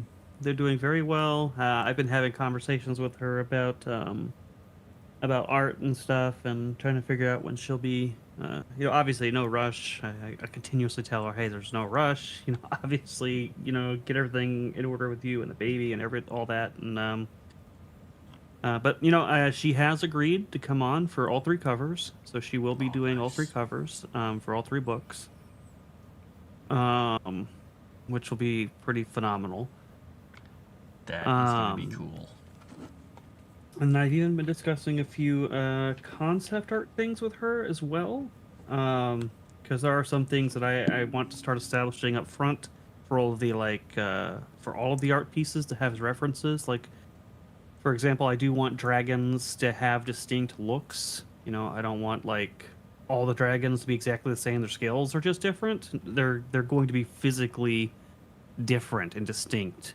Um, and so I wanted her to kind of help with that concept art process of defining those. So then, when we do commission art for the books and future covers and things like that, there is an established. This is what these things look like. Hmm. Make them look like this. Yeah. Having that style guide is going to be important. Yeah, so that's what we're working on now. And she did have a special request. She did have a special request. She said, "Please, please, please, please, Erudai, for the love of God, can I do a cover that is not inside of a cave or some sort of stone foundation?" I guess her last like 5 projects have all been caves and stone foundations, so she's like desperate for something with like some greenery. So you can expect at least one of the covers to have some vibrant life to it. I think the one we discussed, I think, is going to be a pretty epic cover. I think. I did. I pitched that to her, and she said it sounded awesome, and she could definitely do it. So Oh, amazing. Ha! Nobody gets to know what it is, but yes, it's going to be amazing. Um, I was going to ask one more thing before I get ready to sign off here. Um, the mirrors, the beings that are not gods. I don't remember if you've actually Mhm. talked about them specifically and told anybody what their names are or what they're called. I had a thought on one of them, and I can Mhm. send it to you in private if you want. But I just wanted to let you know I had a thought on one of them specifically that I thought was actually it just popped into my head. I'm like, well, this is logically makes sense. So, You know what? That's fine. Let's we can reveal that they are called the Undergods here. oh, okay, cool. Um, and maybe your next stream, the one that'll take place on Halloween night, can be all about demons and the Undergods. That could be fun. That could be fun because I was also looking up the lich and the succubus and all that stuff, and I'm like, oh, I had a kind of a naughty thought about how all this could work together, like in a weird, horrifying way. But the thing that I was going to point out about the undergod is the counterpart to Vulcan. I think would be very cool if he forged with cold, with ice, deals in stagnation, destruction, ignorance, freezing progress, stymieing creativity, all the things that Vulcan is not. I'm like, oh, he is I'd be writer's down for block. that. He's writer's block. Right there. He has a penchant for preservation versus change and expansion on ideas. Exactly. No, I like it. I like it. So yeah, the Undergods. Just to give a brief snapshot idea. Demons aren't like demons from other settings. For us, they are something. Something happened during the God Killer War. Some sort of weapon or something was triggered.